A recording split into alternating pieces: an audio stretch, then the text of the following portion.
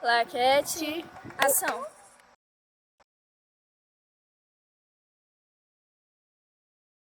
O corpo humano adulto é composto de aproximadamente 65% de água. Ela entra na composição das células, tecidos, órgãos e sistemas. Um ser humano em seu dia a dia normal precisa consumir, em média, 2 litros de água diariamente. Porém, em alguns dos casos, dependendo das atividades que ele pratica, é preciso consumir uma quantidade mais expressiva.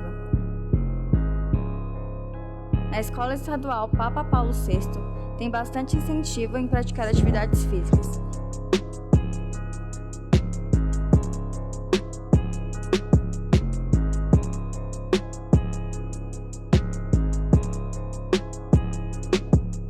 Agora estou aqui com Alex? Alex. Você pratica atividades físicas diariamente? Sim. E o consumo da água, você consome bastante? Não. Por quê? Porque não tenho muita vontade. Manu, você pratica atividades físicas todos os dias? Sim. Você costuma se hidratar bastante? Como que funciona? Não muito. Você sabe que para praticar atividades físicas, ainda mais nesse calor, você precisa de bastante água, né? Sim. E por que você não consome esse líquido diariamente? É uma questão minha mesmo de não ter o hábito de beber.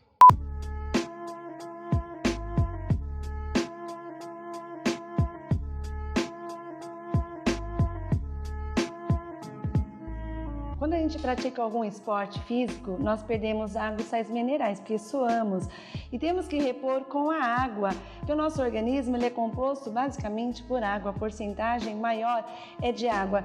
Quando a gente pratica uma atividade física, para repor o que perdemos durante, temos que ter o hábito de beber água, porque se você sentir sede, você nem pode esperar sentir sede. Você tem que beber água antes de sentir sede, porque quando o organismo sente sede, é sinal que ele já está desidratado. Água, sempre muito importante falar sobre água, né? O nosso corpo é basicamente quase que 70% de água. Aliás, 70% é um número interessante, né? 70% do planeta é água, 70% do nosso corpo é água, 70% da nossa célula é água. Sempre que a gente faz uma caminhada, uma atividade física intensa, a gente transpira muito e ao transpirar a gente perde muita água. Então é óbvio que é muito importante a gente repor essa água que a gente perdeu. E quando a gente bebe água, né, a gente está colocando pra gente não só a água, que tem um papel biológico muito importante no organismo, mas também a gente está repondo uma série de sais minerais. Se você pegar qualquer água, né, qualquer água mineral, aliás, tem esse nome mineral por conta da quantidade de minerais que tem nela, você vai ver que tem uma tabela lá, uma composição química. Só para citar alguns aqui, né, ó, bário, estrôncio, cálcio, magnésio, sódio. Provavelmente você já ouviu falar sobre algum deles. Algum deles a gente ouve até como se fosse um vilão, sódio. A gente tem que controlar o sódio, não pode comer muitos alimentos que têm muito sódio. Agora, lógico que em quantidades equilibradas o sódio é muito importante, né? Ele regula justamente a quantidade de água que tem nas nossas células. Ou então, um outro para citar, iodo.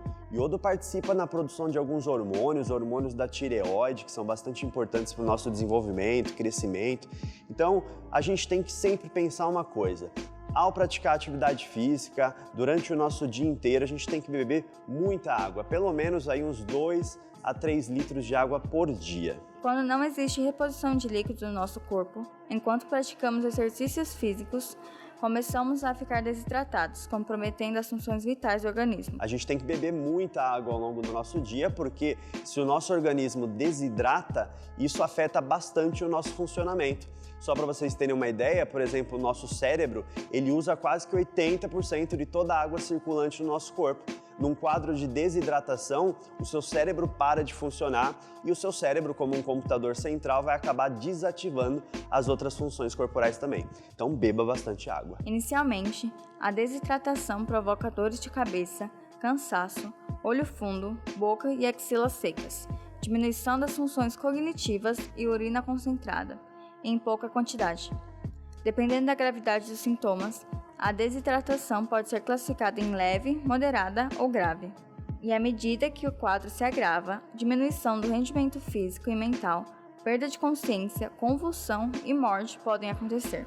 Durante essa perda toda de água, né, durante uma atividade física ou mesmo durante o nosso dia, a gente não perde só a água no nosso corpo, a gente não perde só os sais minerais, daí a importância de repor, né? A gente também perde alguns produtos lá do nosso metabolismo.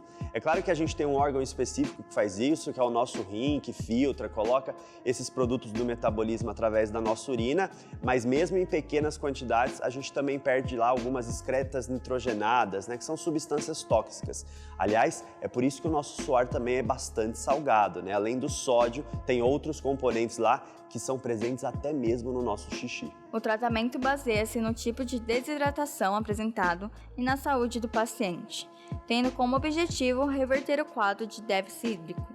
Em grande parte dos casos, a reposição de água e sais é feita por via oral ou endovenosa, sendo a primeira opção a mais utilizada. No caso de crianças até 6 meses de idade, apenas leite é administrado no tratamento. A água proporciona ao nosso organismo a regulação da temperatura corporal.